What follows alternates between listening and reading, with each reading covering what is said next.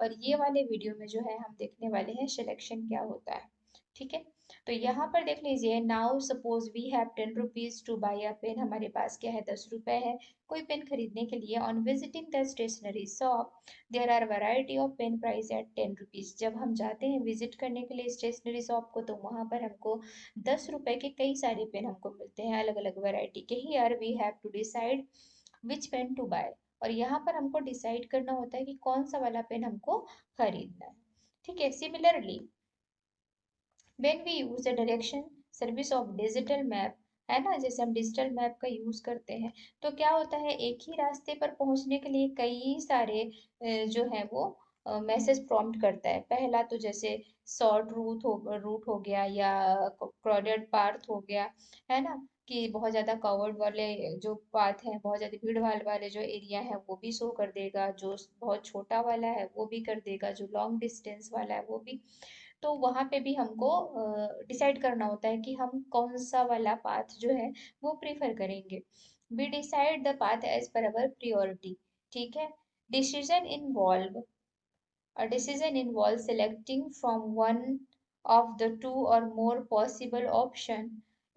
तो वहां पर जो होता है, जब हमको बहुत सारा वैरायटी मिल जाती है कि हमको उसमें से कोई एक चीज चूज करनी होती है, तो वहां पे सिलेक्शन मेथड काम करता है। Are you understand? In programming, this concept of decision making, in programming, this concept of decision making selection is implemented with the help of if else statement। ये वाला जो if else statement given है इसके through. Normal life में तो हम अपना common sense use करते हैं और किसी एक, बहुत सारी चीजों में से एक जो हमें पसंद होती है उसको हम पिक कर लेते हैं। लेकिन पाइथन प्रोग्रामिंग या कोई भी प्रोग्रामिंग होती है, तो वहां पर आपको डिसीजन पुट करने के लिए या डिसीजन मेकिंग जो स्टेटमेंट है वो यूज करने के लिए हमको कुछ स्टेटमेंट अवेलेबल कराए जाते हैं। जैसे पाइथन में इफ एल्स स्टेटमेंट अवेलेबल कराया गया ताकि हम कंडीशंस को बिल्ड अप कर पाए। कैसे यूज होते हैं ये, कैसे यूज होंगे? Now suppose we want to display the positive difference between two number num1 and num2 given at program. ये जो नीचे प्रोग्राम है उसमें गिवन होगा। For that need to modify approach, look at the flow chart. और flow chart के through भी हम इसको समझ सकते हैं। एक स्मॉलर नंबर होगा, बिगर नंबर होगा और बिगर नंबर होगा, और इनका जो पॉजिटिव डिफरेंस आना चाहिए, निगेटिव डिफरेंस जो है वो नहीं आना चाहिए। इसके लिए एक प्रोग्राम का एग्जाम्पल गिवन है, तो इस प्रोग्राम के थ्रू ही हम जो है उसको अंडरस्टैंड करेंगे कि कैसे हम उसको कर सकते हैं। ठीक है, ऊपर वाला जो प्रोग्राम है, एक सेकेंड, ये, ठीक है, ये वाला प्रोग्राम जो हमने पढ़ा था प्रीवियस चैप्टर, प्रीवियस जो वीडियो है उसमें जो हमने देखा था सेम प्रोग्राम को, तो इसका एक पॉजिटिव जो है डिफरेंस आना चाहिए, निगेटिव नहीं आना चाहिए। उसका भी हम बनाएंगे आगे। पहले तो आप देख लीजिए कि फ्लो चार्ट क्या होता है। ठीक है, ओके, तो फ्लो चार्ट को देख लेते हैं। सबसे पहले फ्लो चार्ट होता क्या है।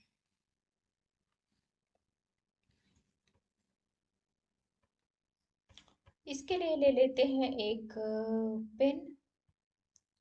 ठीक है, कोई भी कलर ले लीजिए, मैं ग्रीन ले ले रही हूँ। ठीक है, तो यहाँ पर फ्लो चार्ट जो है, फ्लो चार्ट का मतलब क्या है? फ्लो चार्ट एक ऐसा चार्ट जो बताएगा कि आपके प्रोग्राम का फ्लो किस डायरेक्शन में जा रहा है। तो फ्लो चार्ट बनाने के लिए कुछ शेप्स का यूज किया जाता है। जो शेप्स अभी यूज हो रहे हैं इस फ्लो चार्ट में, मैं वो आपको बता दे रही हूँ। इसका अलग से जो चैप्टर है उसमें काफी अच्छे से इन चीजों के बारे में डिटेल मेथड अप्लाई किए गए हैं, तो उनको भी आप जरूर देखिए। तो यहाँ पे जब भी आप कोई प्रोग्राम स्टार्ट कर रहे हैं तो ऑलवेज उसको आप सर्कल के अंदर रखेंगे। ठीक है, जैसे यहाँ पे स्टार्ट जो है वो सर्कल के अंदर है, इलिप्स के अंदर है।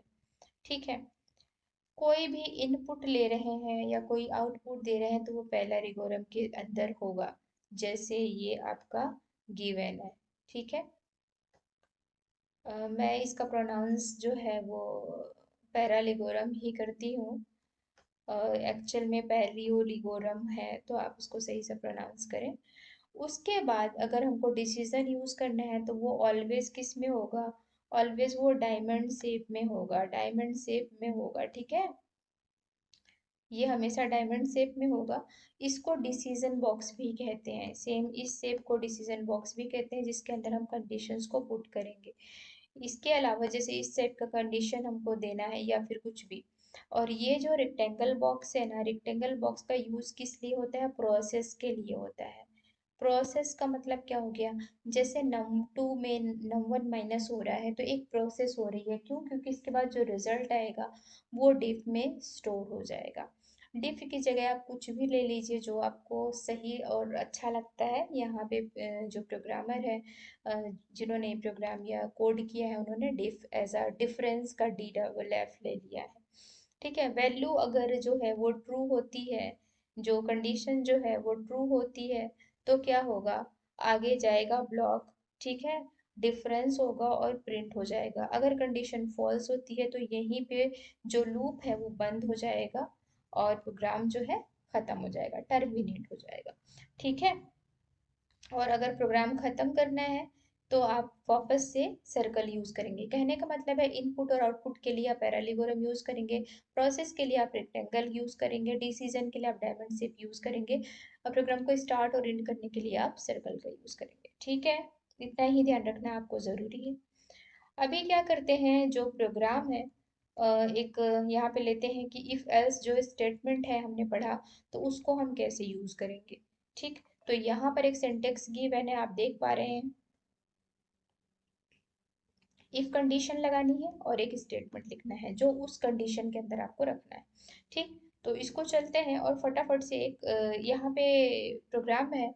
If the age entered by the user is greater than 18, अगर यूजर के थ्रू एक एज इनपुट करी जाती है और एज 18 से ज्यादा है, देन प्रिंट करना चाहिए यूजर को कि you are eligible to vote, कि तुम वोट करने के लिए एलिजिबल हो। If the condition is true, अगर कंडीशन ट्रू होती है, देन इंटेंट स्टेटमेंट और एग्जीक्यूट, तो जो ब्लॉक में स्टेटमेंट है वो एग्जीक्यूट होगा।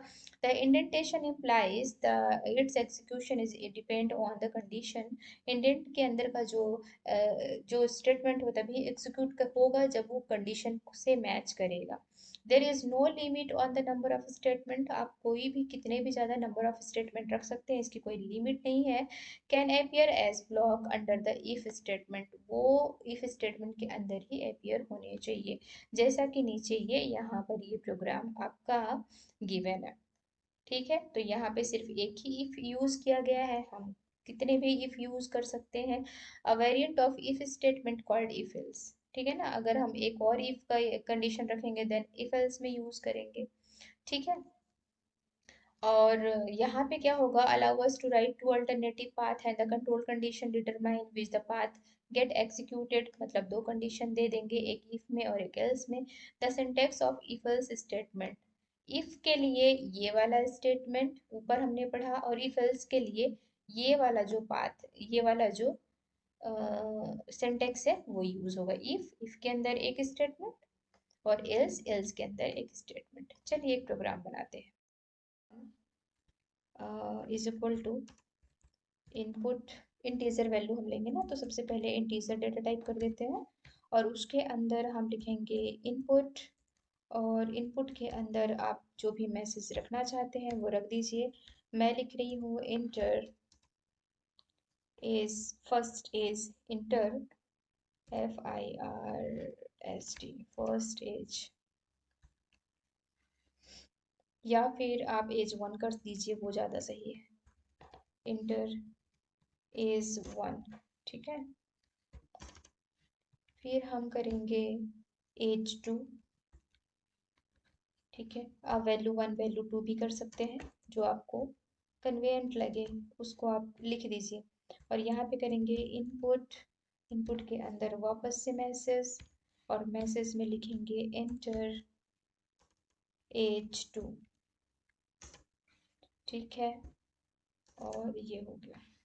इसके बाद हम यूज करेंगे इफ स्टेटमेंट, ठीक है। इफ, तो मैं यहाँ लगाती हूँ if, if age 1 is greater than age 2, age 2 equal to भी कर देते हैं, बराबर H2। तो ये क्या करे, प्रिंट कर दो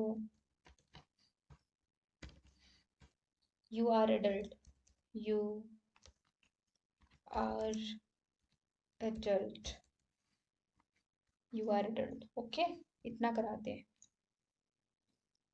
चलो रन कराते हैं इसको। और ठीक है, यहाँ पर हम दे रहे हैं एज फर्स्ट। एज फर्स्ट में हम दे रहे हैं, ये हमारा कोई एरर तो आया नहीं, ये ठीक है ना। एज फर्स्ट में मैं दे देती हूँ 23। तो क्या प्रिंट होना चाहिए, you are adult. Oh sorry, comparison होगा, ठीक है। दूसरा एज भी देना है, तो मैंने किया 12, प्रिंट हुआ यू आर एडल्ट, ठीक है। अभी हम चलते हैं दोबारा, इसको रन करते हैं और यहाँ पर फिर से देंगे, ठीक है। एज वन में दे रही हूँ 12 और एज टू मैं दे रही हूँ 18। देन कुछ भी प्रिंट नहीं हुआ, ठीक है ना। हुआ क्या, कुछ प्रिंट नहीं, आप देख पा रहे हैं। तो यहाँ पर एल्स, जो एल्स वाला ब्लॉक है ना, वो वही एग्जीक्यूट करता है जो कंडीशन हमको चाहिए उसके अलावा आता है, ठीक है। पहला तो हमने प्रिंट कर दिया कि एज अगर 18 से क्या है, ज्यादा है, तो प्रिंट कर दो भाई यू आर अडल्ट। लेकिन 18 से कम है तब क्या, तो वो एल्स वाला पार्ट तभी एग्जीक्यूट होगा जब हमारी कंडीशन जो है वो सेटिस्फाई नहीं होगी। पहली वाली कंडीशन सेटिस्फाइड नहीं होगी तो दूसरी वाली कंडीशन जो हमको एग्जीक्यूट करनी है वो एल्स वाले पार्ट में होगी। समझ पा रहे हैं आप। चलिए, तो अब मैं यहीं पर लगाती हूँ एल्स वाला पार्ट। एंटर मैंने किया और यहाँ पे मैंने लिखा एल्स, और एल्स के अंदर मैंने लिखा, ठीक है। अब आप देख पा रहे हैं मैंने कुछ भी नहीं किया, जैसे मैंने एल्स लिखा वो तुरंत जो है इफ के नीचे आ गया, आप देख पा रहे हैं ये। और इफ के नीचे आप एक लाइन देख रहे होंगे, ये शो करता है इंडेंटेशन को, ठीक है। एक मिनट, थोड़ा बड़ा कर दूं मैं। ये वाली जो लाइन है ना, वो इंडेंटेशन है। और पाइथन की ये बहुत अच्छी बात है कि वो अपने आप ही इंडेंटेशन मेंटेन कर रहा है, ठीक है। अगर हम इसको फॉलो नहीं करेंगे तो प्रोग्राम में जो है काफ़ी सारी एरर्स आएंगी, इसलिए इसको फॉलो करना जरूरी है। तो इफ के नीचे एल्स, यानी ये इफ के अंदर एल्स से पहले वाला जो पार्ट है ये ब्लॉक वन हो गया, ठीक है। प्रिंट जो है वो इफ का ब्लॉक हो गया, और एल्स जो है, एल्स का जो ब्लॉक ब्लॉक होगा वो अलग होगा। तो हम इसमें एल्स वाले सॉरी पार्ट में क्या कर देते हैं, तुम अभी बच्चे हो, तुम अभी बच्चे हो। ओके, तो चलो इसको रन करवाते हैं। ये हो गया रन, और पहले मैंने लिख दिया, एज मैंने दे दी सॉरी सॉरी सॉरी, वो मैंने दे दी 11। देन इंटर एज टू में मैंने दे दिया 45। और इसके बाद क्या प्रिंट होना चाहिए, हमारा कंडीशन क्या है, एज वन अगर ज़्यादा है एज टू से तो एज वन हमारा कम है एज टू से, राइट ना।